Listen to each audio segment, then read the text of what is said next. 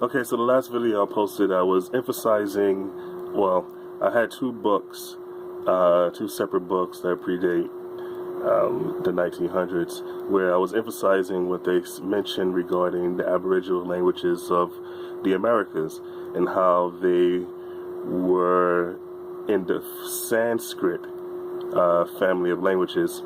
And I was emphasizing the point for a reason, but I forgot to mention it at the end of the video. So I'm starting this video off with that, and as I continue to the subject matter of this video, which is the circle dance, I'm just going to show some pictures of several countries around the world that had this similar tradition, and show the parallels and links to it all. And well, it turns out that showing you the Sanskrit, starting off with the Sanskrit, is a good introduction to that subject. So, the Sanskrit is the family of languages from which the American languages, Aboriginal or original American languages, are derived. Now, the word Moor is controversial, and we're going to talk about that a little bit in this video. But a lot of people saying, most people look up the word Moor, they're looking up English dictionaries, and they're looking at the European languages, the Germanic family of languages, from which English is derived, and they're coming across the meaning of the North African tribe. Interestingly enough, the books that I was reading, mentioned last week, speaks of, well, you know what, forget that. But if we take the word Moor and bring it into the Sanskrit language of families, we have a different meaning. And that's why I'm going to start off here. Here, as I was doing my research years ago, there was a new movie that came out. And the movie was called Moor. It was a Pakistani film, and looking at the Wikipedia page for it right now, and it mentions that Moor, which in Pashto and Urdu, which are Sanskrit languages dating back as far back as 3,500 years ago, when these languages came apart. Remember, the Germanic languages, the oldest language is German, which is 900 years ago, English being only 500 years old. But here we have the word Moor in Pashto, which dates back 3,500 years, meaning mother. And that's what this Pakistani drama film is about. That's the title. It said the film title is Moor is Pashto word meaning mother. It says, besides the main plot, the women shows how families are run by women in Pakistan, or that portion of Pakistan. It's a drama. Well, let's skip to the IMDb page on it. It tells a little bit more about the storyline. Moor 2005, 7.9. I'm not sure if there's an English version of that, but that's a pretty high number for a review. But here it says, set against the backdrop of deliberately engineered decline of the railway systems in Pakistan, Moor is a story about the meaning of loyalty to one's land, one's family, and one's principles. And so that's relating to the mother in Moor, which many Moors today believe in the roots of Islam being based in a matriarchal system. Now, here's a Al Jazeera article dated November 15th, 2014, where the Turkish leader said that Muslims discovered the American continent in 1178, offering to build a mosque in Cuba. And he's referring to the mosque that is found in or mentioned in the Christopher Columbus's memoirs. When he landed, he mentioned how there was a mosque at the top of the mountain, and the priest came and welcomed them with open arms. Or he said the Moorish king came and welcomed him with open arms, praising what the Christians were doing over in Europe and how he wanted to learn more about that. Just look up Christopher Columbus memoirs, and that's pretty much in the first or second page. All right, they talk about coming to America and being greeted by the Moorish king. Now, so let's talk about Latin America, but let's skip through that and come up to this is the John Ogilvy book. Publication date 1671 in London, and it has a depiction. The book is called America, Most Accurate Description of the People and Place and so on. Actually, I think the title's in the bottom here. Dated 1671 in London, written by John Ogilvy. America being the latest and most accurate description of the New World. Right? And this picture was titled, or painting was titled Mexico City.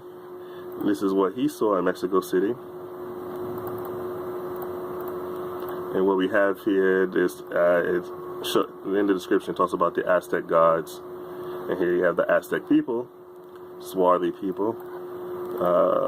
If I dig in close to them, you see, look at that, a Moorish sword, or a saber. You see the feather headgear, and you see the turbans intermixed with them, right there. And so the long robes and the grass skirts, or feather skirts. There's another name for it, but whatever. More turbans in Aztecian Mexico City in the 1700s.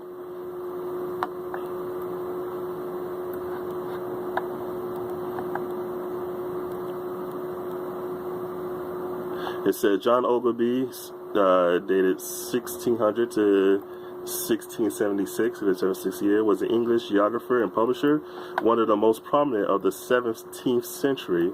Little is known of his early life, but by 1619 he was apprenticed to John Draper, a dancing master in London, alright, and poet, translator, and it was only the last decade of his life that he entered into geography. Alright? So I'm going to close that. Now, this is a picture. I'm going to put the link in the description. This is a picture that I like to show. I came across around the same time. Is the Spanish Empire, and I mentioned how in the last video how the Spanish Empire is indeed the Moorish Empire. They just changed the name to hide the details. And if you notice, it's not just North Africa, which this is North Africa. Today, technically, Sudan and all of this is North Africa, according to the U.S. Census. But according to this image, the Spanish Empire, here you go, Andalusia, the Iberian Peninsula, Andalusia, you got southern France, southern Italy, Portugal and Spain. You got some islands there, I forget what that is there. In Asia, well, all this is Asia, South Asia, North Asia, but you have from the west and the east of Asia, along the west of Africa, all of South America and North America, all the way up the peninsula of North America to and the islands to where it was called New Spain and Mexico. All right, that's the Moorish Empire, or I should say, this is the best illustration of the scope of the Moorish Empire that I've come across so far, to date. Now, like I said, this video is really about the circle dance. And why the circle dance? Well, because I found out the circle dance is something that is linked to the Moorish Empire, and it is found throughout the world. And we're going to discuss that. As I zoom into this little WordPad document, here we got the circle dance. I pulled this paragraph off of Wikipedia, and the first quote on the Wikipedia page is from the International Folk Dance at a Glance, second edition by Cecile Gilbert. Right? It says the circle dance or chain dance is a style of dance done in a circle or semicircle to musical accompaniment, such as rhythm instruments and singing. Rhythm instruments, usually drums, but rhythm instruments and singing. Circle dancing is probably the oldest known dance formation and was part of community life when people first started to dance. Goes back quite a bit. Dancing in a circle is an ancient tradition common to many cultures for marking special occasions, rituals, strengthening community, and encouraging togetherness.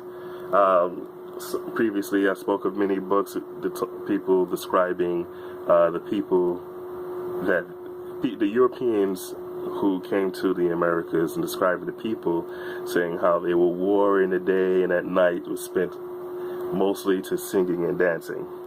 And that was the routine. And this is speaking about this tradition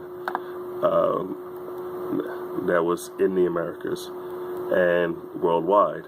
The dance can also be enjoyed as an uplifting group experience or part of meditation. Circle dances are choreographed to many different styles of music and rhythms. Unlike line dancing, circle dancers are in physical contact with each other. The connection is made by hand to hand, finger to finger, hands on shoulder. It is the type of dance where anyone can join in without the need of partners. Generally, the participants follow a leader around the dance floor while holding the hand of the dancers beside them. The dance can be gentle or energetic. Modern circle dances mixes traditional folk dances, mainly from European and Near Eastern sources. Now, according to the way this Wikipedia page is set up, is only mentioning European folk dances, and pretty much that's it. And some of the books that they quote, I would say, following suit, not linking it to anywhere outside of Europe. But as we saw in that map, that the Moors ruled Europe from 711 to 1492, so they had these circle dances, and definitely comes from Moorish tradition, as you will see, and expands way beyond the fictional Europe continent. It says recently choreographed ones, a variety of music, both ancient and modern. There's also a growing repertoire of new circle dances to classical music and contemporary songs. So yeah, there's new performances. We see some pictures of that, stage performances. And they're using classical music, so it's less rhythm based.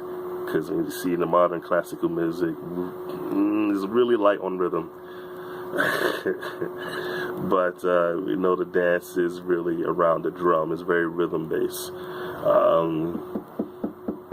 and we'll get to that in a second. But I started composing this list, and I was putting it in somewhat of an order, but not really. I guess it's kind of ended up alphabetical. What I was doing is putting country and their name and their language for the circle dance. I got most of the countries that I have most of the names for. A few of them I don't have the name of the dance for. I guess if I looked a little hard, I probably could have found it, but I don't have it at the moment. And I just posted links to that talks about the circle dance in that country. Some of them really is just only a paragraph, others a little longer. But I will copy and paste it and put it in the description for all to look into. The first country alphabetically is Benin. Benin.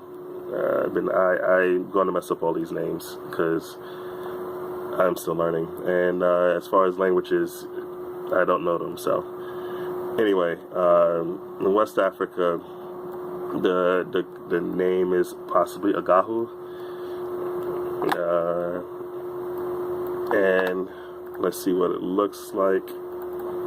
We got one picture of it I found. A lot of these, because, well, here's a picture. And you have the elders, the older people in the back, watching the younger people partake in the dance. And they're doing it in a circle. And we got the drums on the outside, because it's very rhythm-based, right? And also, you'll notice the garb is always colorful. You see a lot of red in the themes as we go through from country to country. Red is a common color, but not the only color. Usually colorful, sometimes all white. Let's go to the Morocco, the Berbers in Morocco. The Kingdom of Morocco, the state of Morocco. Now this is a line dance. This is the old picture. I probably should not even put that in there, but here's the circle dance. Circle dance. It appears from this picture, it's kind of dark, but it looks like there's mostly men there. But they're doing the circle dance. They hold their hands in a circle, and there's another circle here, and they got some drums there. So there's definitely a rhythm there they're dancing to. Here's another picture. Berber men in all white, always with headgear, some form of head turban or the like, similar robes. You'll see, actually these men have the long robes. You see a lot of other men have short robes. There's the Amazigh Ashwash dance, part of Morocco, Amazigh culture and folklore. Here's another old picture. It's kind of small. Raise it up. We have what appears to be women there, and the men on the outside, and they're clapping their hands, it appears. And I don't know, they're probably, the women are on one knee in this particular pose. And we got some men in the middle there. Interesting. Here's another one, a more modern picture. We got some onlookers, some children all looking on. It's a smaller crowd, but 3 people in a circle. We got 3 drums and some other percussion instruments. And the people, it's got some tourists there too. But you got the headdress, you got the long robes, maybe even got the red colors. Alright, you got the red flag. But yeah, they're dancing in a circle.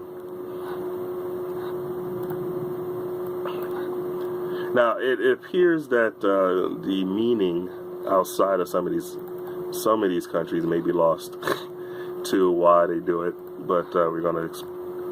I have a few paragraphs on that. How do I do this? That was the last picture of that one. What's the next country? Brazil, the Jongo. Jongo, Caxambu, the Tambu. Those are 3 names for the dance. Here's the capoeira. Capoeira being the Brazilian martial art that the slaves used to fight for their freedom, as the story goes. They weren't allowed to practice their martial arts, so they hid it in dance, and the dance is a circle dance. So basically they did the circle dance and threw in some kicks and acrobatics and practiced their martial arts at the same time as the circle dance. And you got the drums and other instruments there, very rhythm based. This is a modern form of it, the capoeira. The martial art is the kipora. That's the name of the martial art. This is also Brazil. Pink skirts, dancing. The crowds are surrounding on the outside. It's actually two circles. Look like another circle. There's a circle on the outside, circled in the inside, and two people at a time dancing in the middle. The indigenous people, which they're all indigenous, but is the ones with the old school skirts and headdresses in the circle. You got a young child there, wandered in there. He has a spare. What we got? We got some drums or something on the outside. Or are they just stomping their feet, clapping their hands? Maybe cantations or chants. There's a modern one, all white. Looks like it's a performance. People in the background has different clothing on. People are participating in the dance, all white. The long three-quarter shirt with the pants underneath. Two people in the middle. More colorful one. Circle around. It's a performance. You got the people in the circle viewing on the outside, and the two people in the middle dancing. It's another one, two people in the middle, people on the outside circling. There's the drums, the banta drums. I said banta. Let's see why I said banta. That seemed to be the last one there. Greece. Southern Italy, Sicily, the islands, then Greece is close by there. Where's Greece? Somewhere in there. Greece, let's see. Oh, you know what? I didn't put Colombia on it. Let's do Colombia first. Colombia.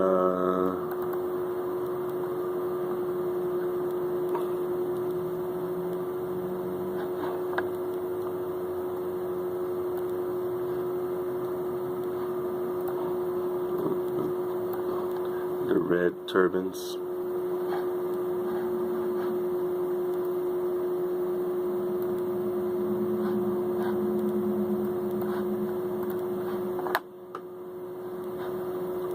Colombia.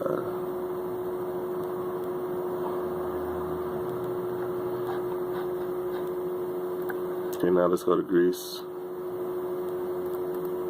I might add in some links to the Colombia. I meant to do that. This is a little older picture. Obviously, they're black and white, and they're in full Moorish with fezzes. And their skirt's a little high, but you got the long whatever underneath. You see a lot of different variations. You got a flute and you got a drum. They hold their hands, raising it high in a circle. Here we got some women. We got fezzes, red. Some males there in the same uniform as before. That's the older men in the other picture. Some children, fezzes.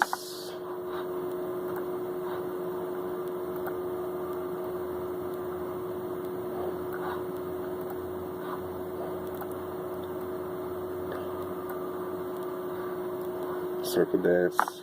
This looks like it's at a wedding. We got chairs and tables in the back.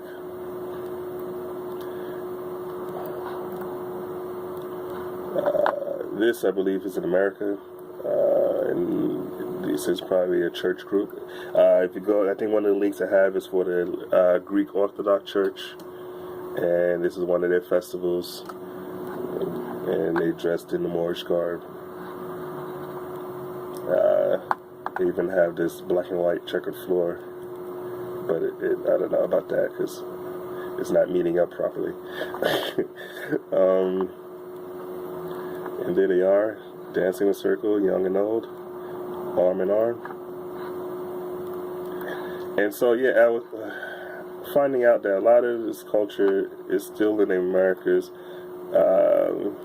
but they do it in their ethnic groups, in their ethnic community centers, and they have their own holidays. This is not like a wide national thing. It's something that their church group and their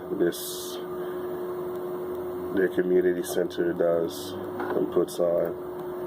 We pass them all. I pass them all the time, and you see them when they have their crowds. I never really took notice. Here's these look like all men, same uniforms. The fringe skirts look like tutus. They got some red waistbands. There's always some red. They don't have any headdresses on in this particular.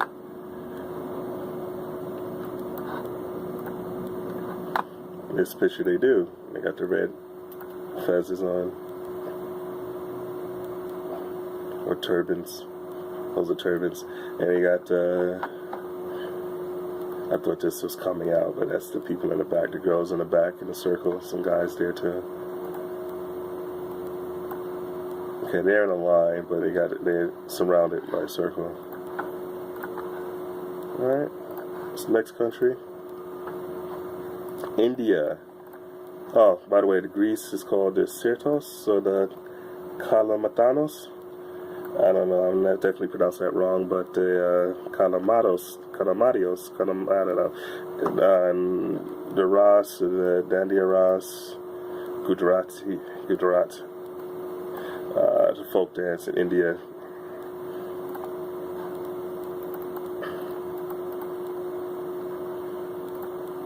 More colors. This is a larger festival. People surrounding in a circle, and those are everyone doing something in there. These are pictures, not videos. Here's a circle in the middle, and you have the children in the circle, the older children in the other circle. Then it looks like you got adults surrounding them. Children in the middle, got the adults surrounding them. Other people in the middle dancing.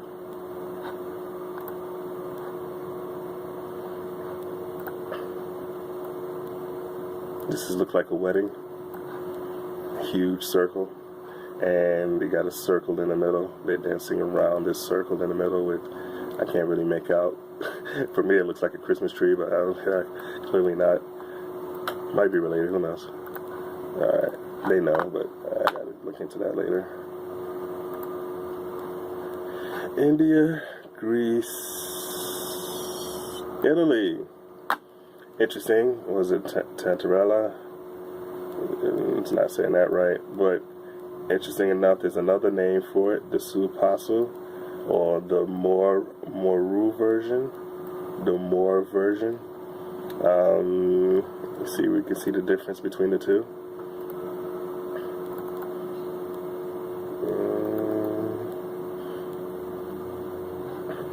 That looks like the traditional one. Men don't have head gears on, but there's some red vests, red around the waist.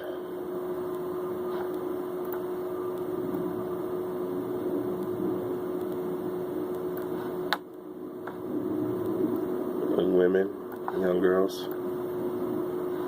Yeah, holding hands. Got some more red.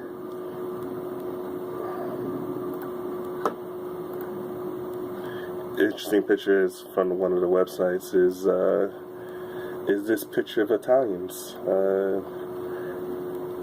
which I don't know. especially this face here. I've seen this face a lot. Shapen head and hairline and everything, but with darker skin. And they weren't Italian. But here's, this looked like in America,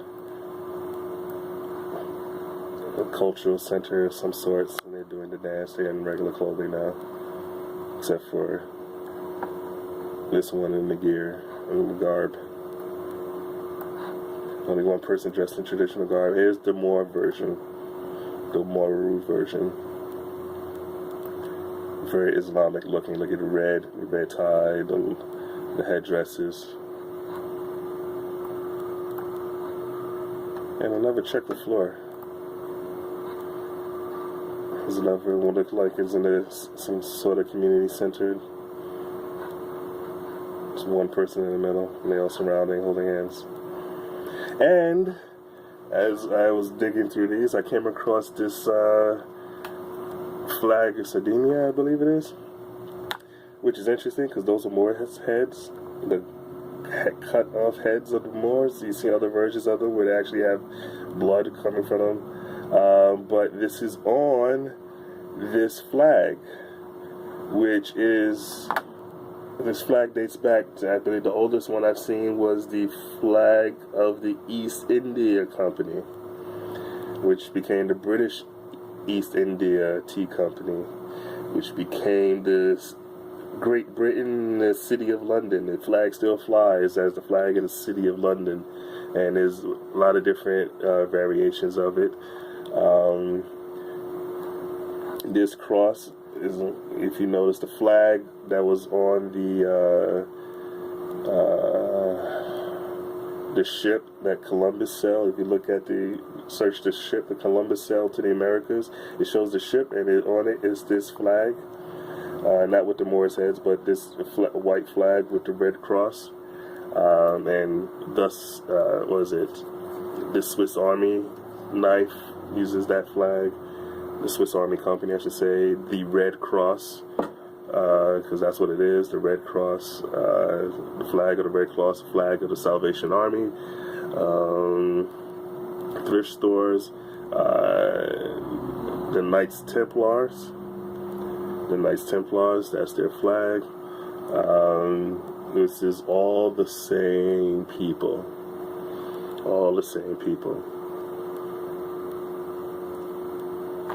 people who defeated the Moors, the Christians, the people who were running the West.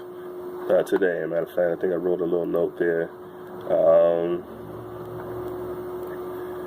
When we talk about the West, another word, a frame for the West is the first world,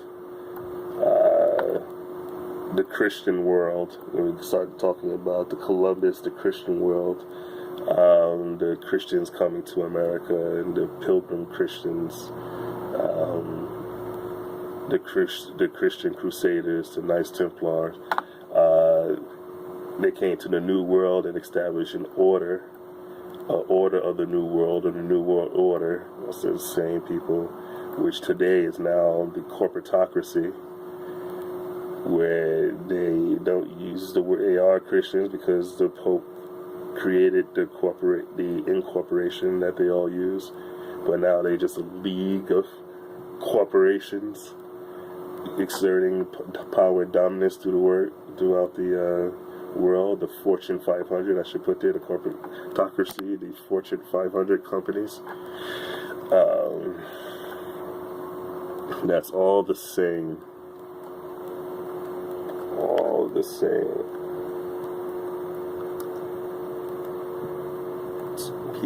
All the same people. I should say all the same, all oligarchy and ruling families. Alright. See what we got. Here we go. Are we still in? It's still in Italy. The Passu. This is the Moorish garb from Italy, or maybe southern Italy, but this is the Moorish circle dance. Headdresses, the red, the little fringe skirt with the pants underneath. Look a lot like the Moorish Moorish garb worn during the American Civil War, if you want to take a look at that. Matter of fact, if you search any Civil War, French Civil War, Scotland Civil War, any Civil War, you'll see Moorish garb there. Yeah, apparently there's a huge culture of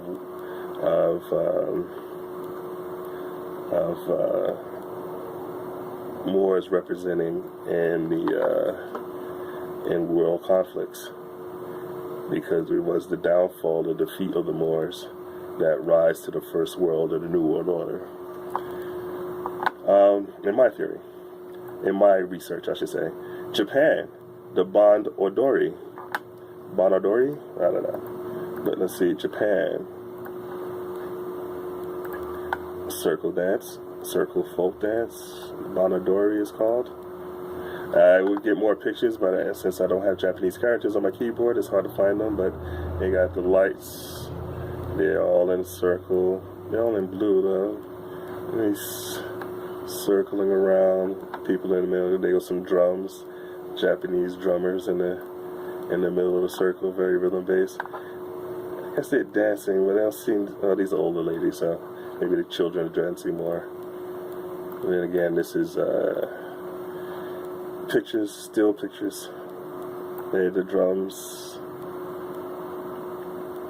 Got some younger people there in a circle, women surrounding the drums. Some guys there too. You got some more red in there. Red in the lights.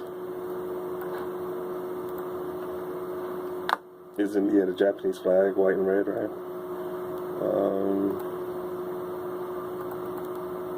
So it's the U.S. flag, right, with the blue. The Japanese, one of the biggest Odori dance towns, Gujo. They got this structure here with people in it and some lights and everybody around it dancing. Alright, next country, the Slavic countries. They call this for Romania, Ragozan, Hungary, Croatia, even Israel. They use it in Jewish weddings. Moldova, the Balkans. It's called the Hora dance, the Choros, the Colo. Did I say what it was mentioned? And in Italy, yeah. There's another name. No, I guess that's it. But there might be more names, more countries. This is just what I got here. I got the Britannica and the Angel Fire link. I think that's a blog. I didn't put Mexico on there. Where we at? Well, I could mix Mexico, Native American, Italy. No, where we at? Slavic countries, right?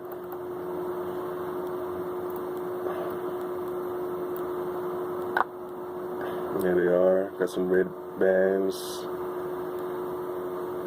Different colors though. Not so bright and colorful. Brown. There we go. So you got the guys. And they got the sticks. I think I saw the sticks in it. Oh, I forgot to put the Indonesian in there. Not Indonesian. Let's see.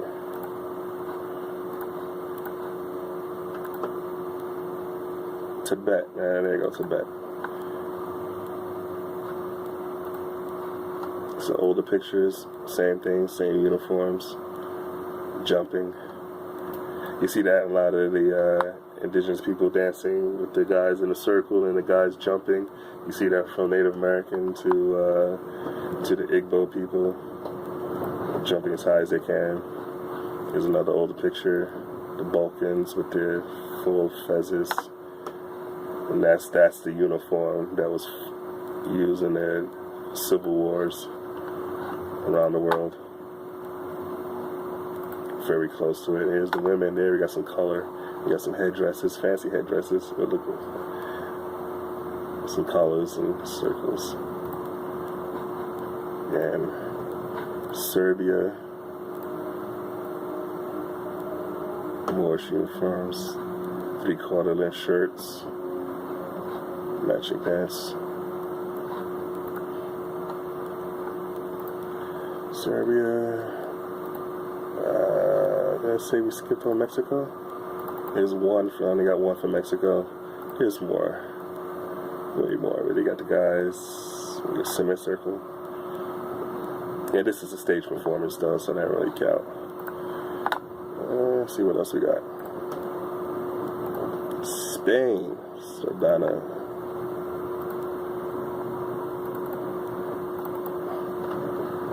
Spain, or Andalusia, the remnants of Andalusia. Mixed with the German peoples that kicked them out. The Moorish.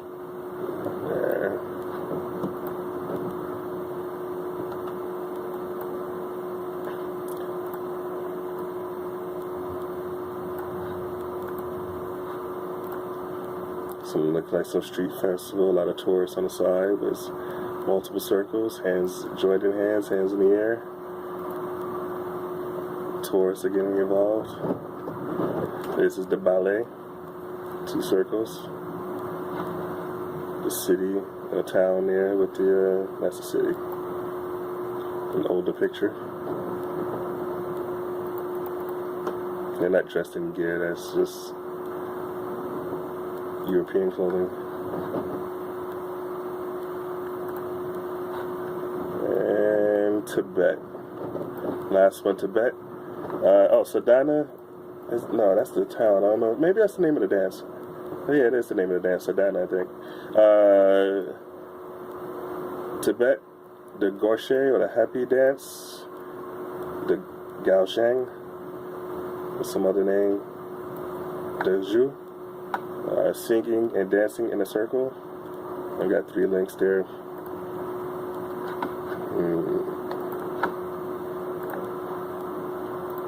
I think the Igbos of Nigeria had these sticks too. Did I do Nigeria?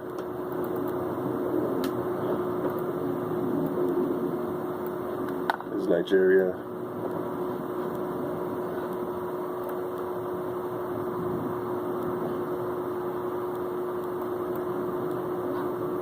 Children.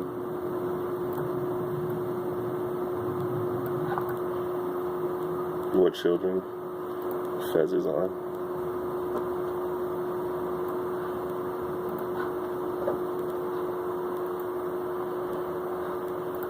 Colorful dresses.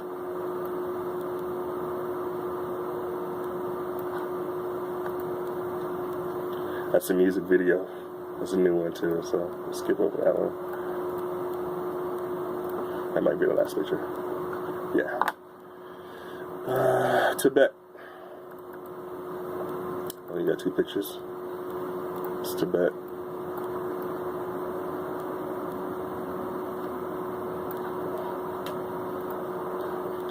I don't have. There they are. They're facing outside the circle, kicking their legs up. They all got red headdresses on. Kind of red burgundy skirts with the same Moorish boots and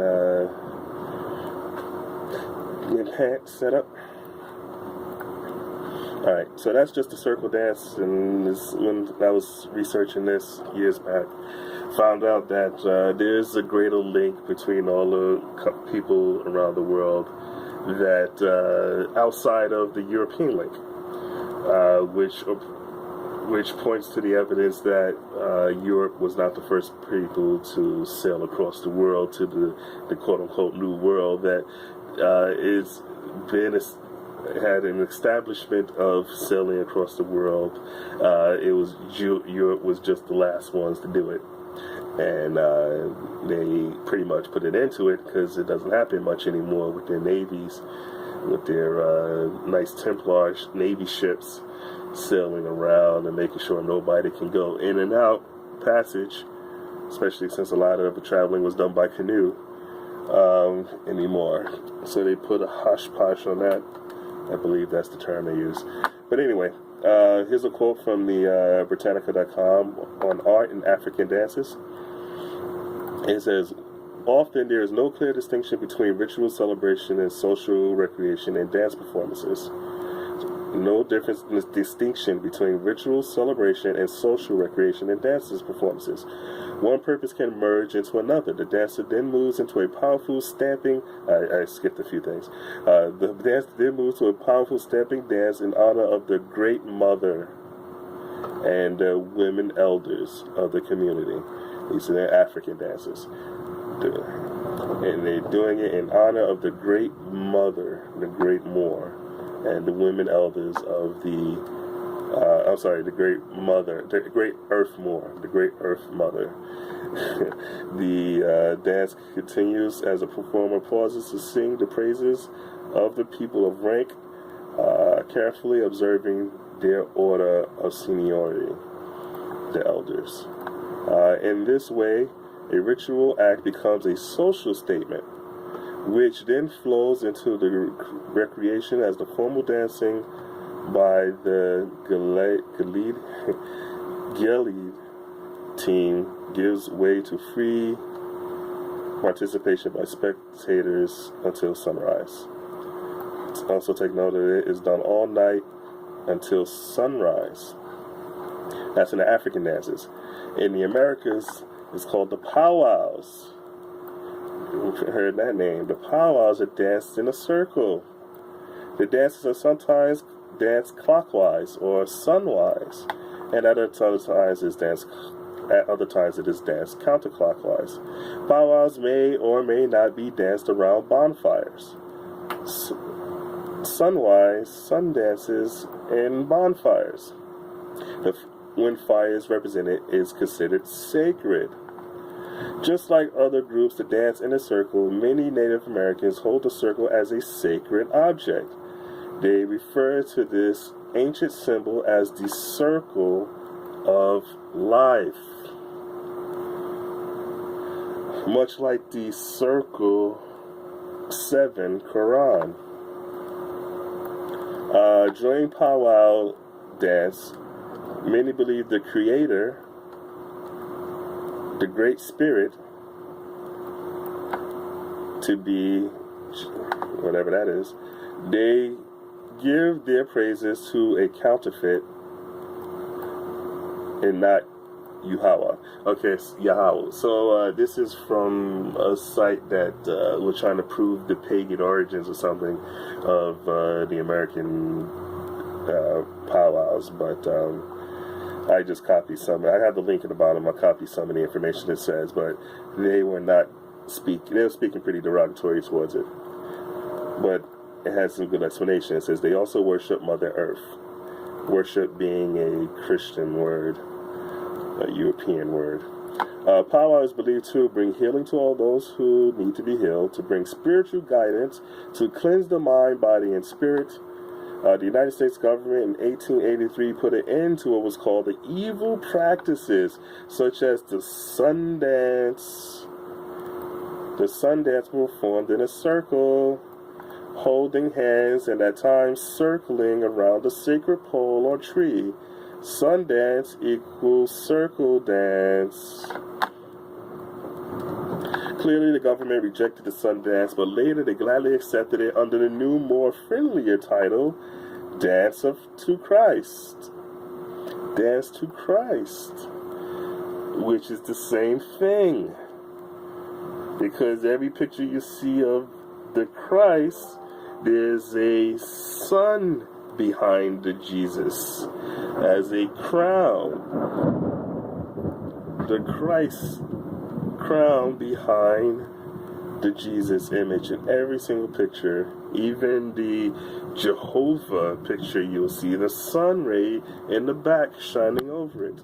The halo over all the well, they don't show a picture of Jehovah, they show the picture of the name and then the sun behind it. Because much like Islam with the Muslims, you can't see the Prophet Muhammad, you can't see God, Jehovah.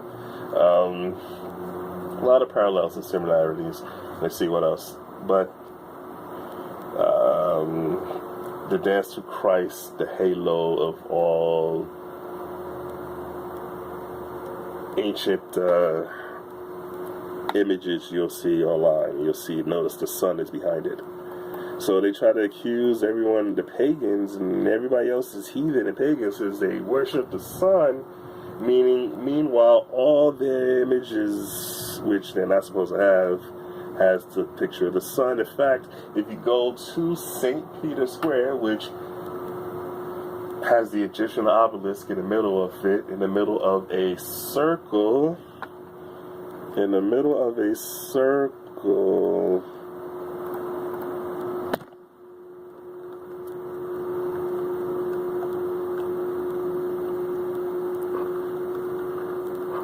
which makes it a giant sundial.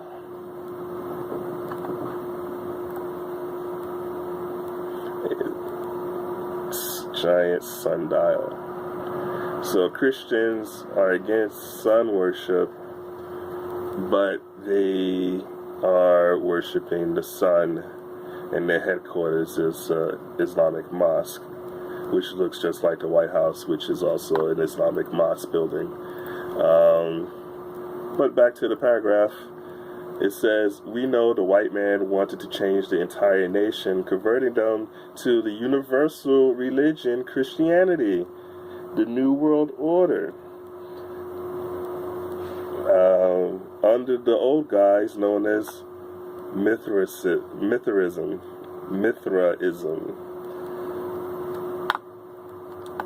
Get to that in a second. Many tribal dancers say that they do this when they do this, they see their dead relatives.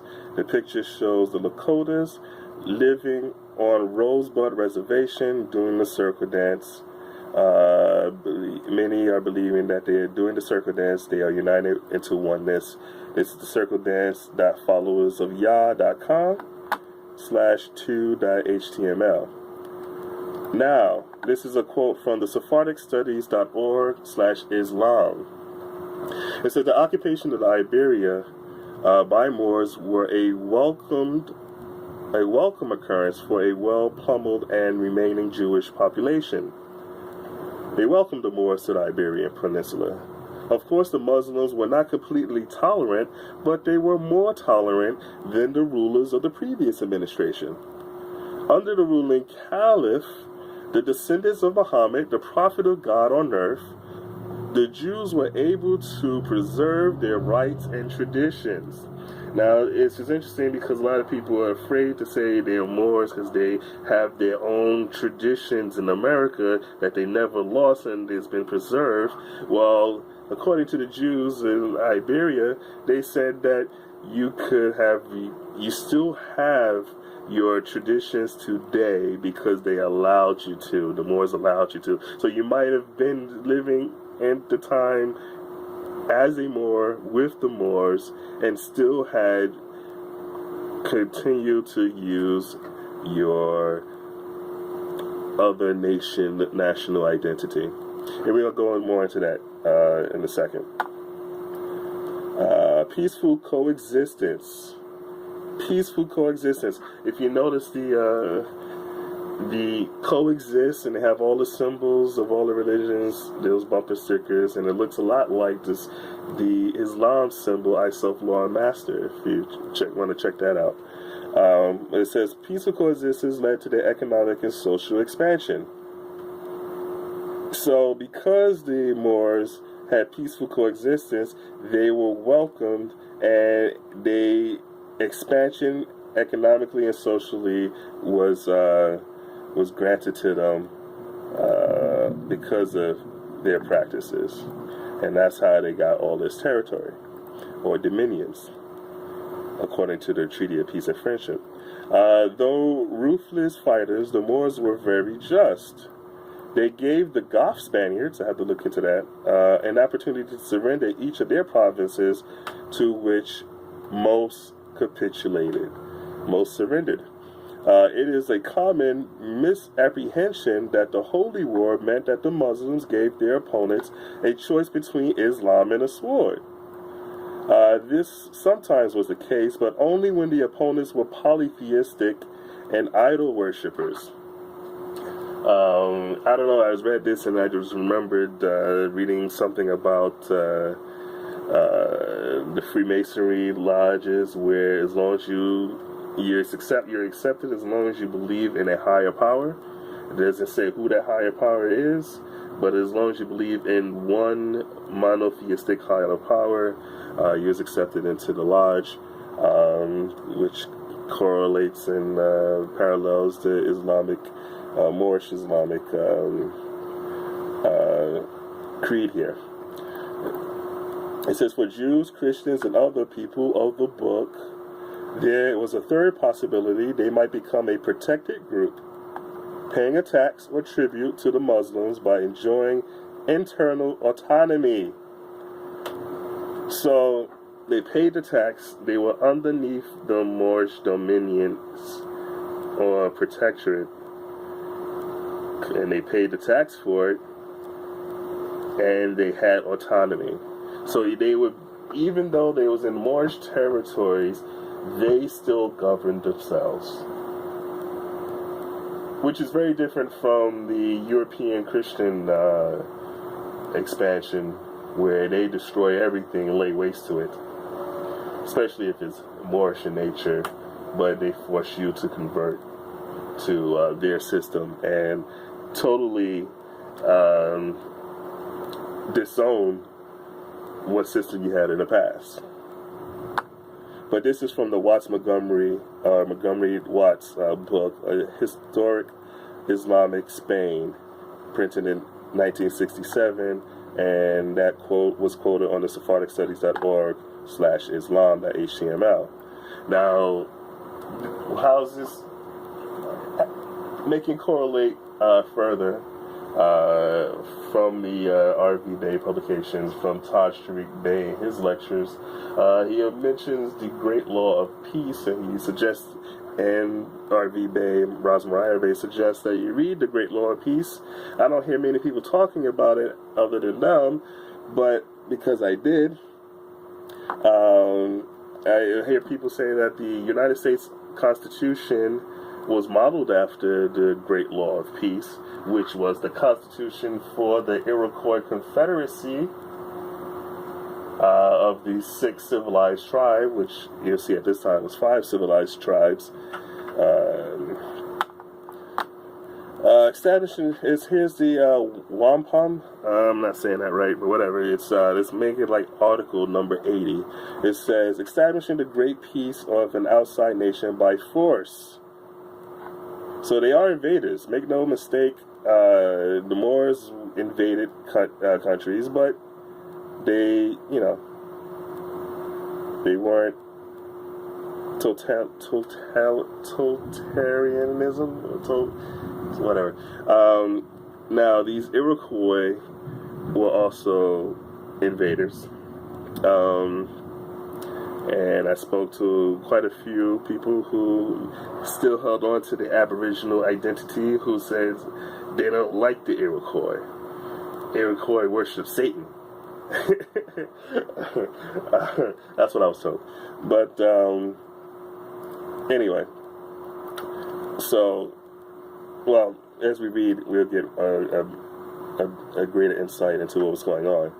It says, when the Council of the League has for its object the establishment of the Great Peace, the Great Law of Peace, this Constitution, among the peoples of an outside nation, and that nation refuses to accept the Great Peace, then such refusal, they bring a declaration of war upon themselves from the 5 nations. So Iroquois was destined to, or determined to conquer all those who rejected them, and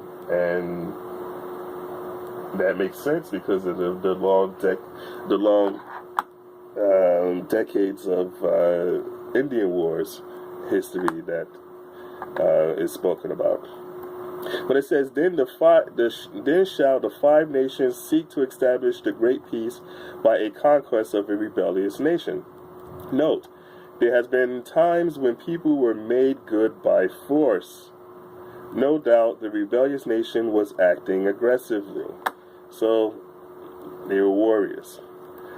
Article number 83, after the war, when peace shall have been established by the termination of war against a foreign nation, then the war chiefs shall cause all the weapons of war to be taken from the nation. Sounds like the gun confiscation they're trying to put on the U.S. citizens at the moment. Then shall the great peace be established, and that nation shall observe all the rules of the great peace for all time to come. So if they lose, they get disarmed, and now they have to follow the Constitution of the Great Law of Peace. Article 84.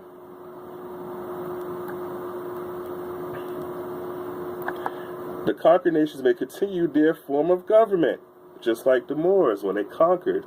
They allow you to have autonomy, but you pay a little tax.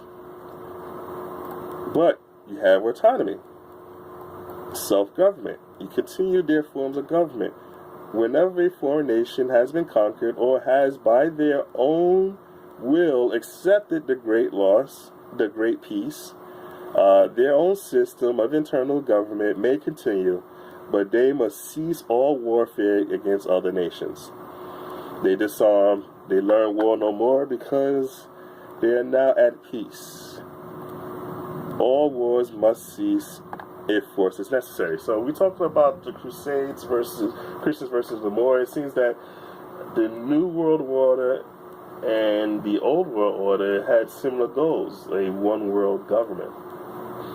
That's what it appears that the Moors were seeking to have a one world government, and the Iroquois was seeking to have a one world government where everybody was at peace and united,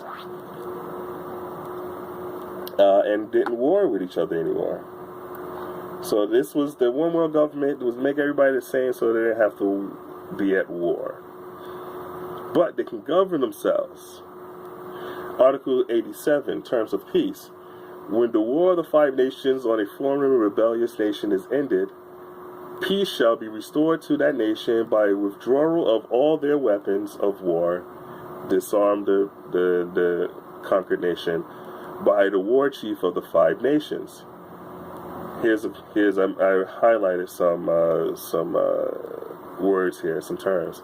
It says, when all the terms of peace shall be agreed upon, a state of friendship shall be established. I highlighted that for a reason. When all the terms of peace shall be agreed upon, a state of friendship shall be established. You may say I'm reaching, but to me it sounds like the Treaty of Peace and Friendship. Is there some correlation or parallel between the Iroquois and the Moors and the Treaty of Peace and Friendship? Sounds like it. The terminology is there. You may say I'm reaching, but here it says, "Note: after the war, the enemies shall be friends." And you can go to rvbaypublications.com to get a copy if you want a hard copy of the Great Law of Peace. Here's another link I put here. I'm going to put in the description to a website that I copied and pasted from, where you can read it off that website. Islam.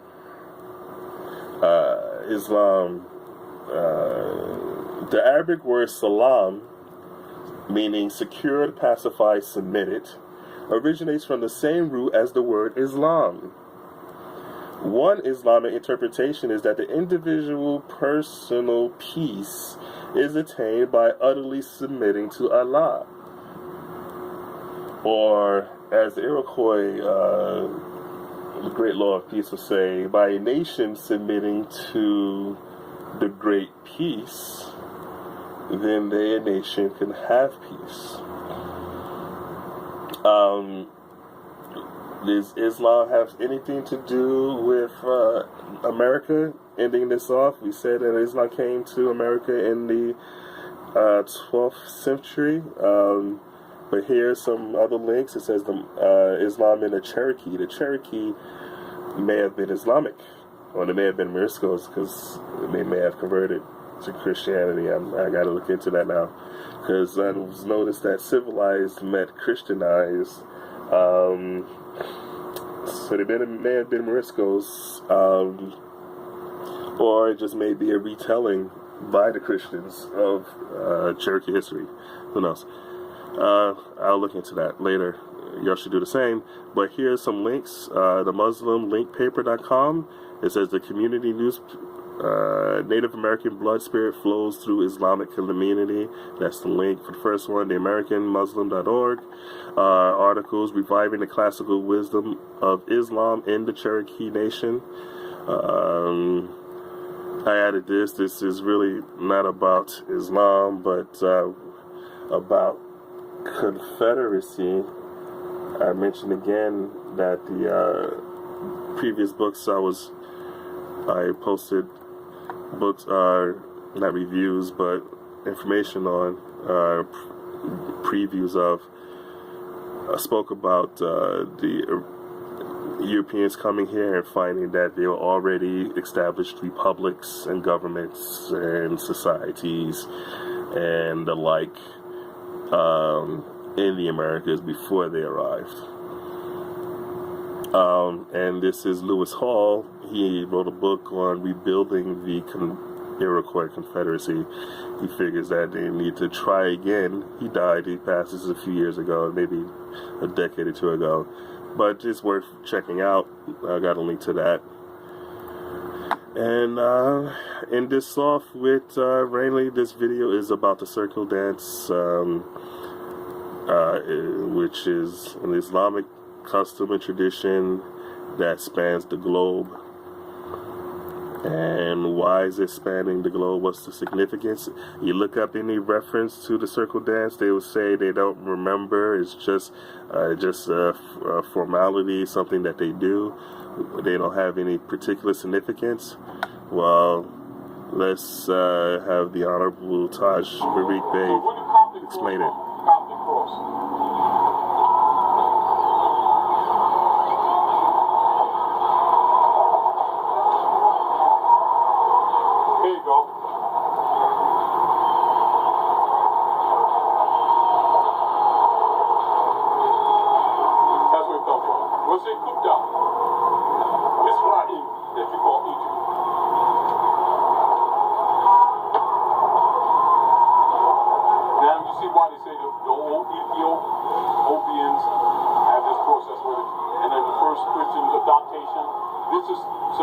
This symbol would be on your earliest churches, and this would be called the circle.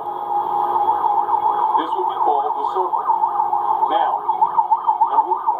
remember, as we opened up, I'm showing you relationships. Right? What is the name of circle in German? Old High German. Yes, church. That's what church means. So now would the reverends tell them that church means circle? Because they'd have to tell them some more, wouldn't they? And I'm only telling you that to give you some insight on what you'd be thinking at these feasts and these Christian Christians. So therefore you must know your will. Alright, so I'll include a link to this video in the description also. So yes, circle in German is church. Church and circle is the same word. The church building is not the building. The circle above the church is the church. The circle dances that we just talked about, Islamic culture or tradition expanding the world, is church. Or circle is church.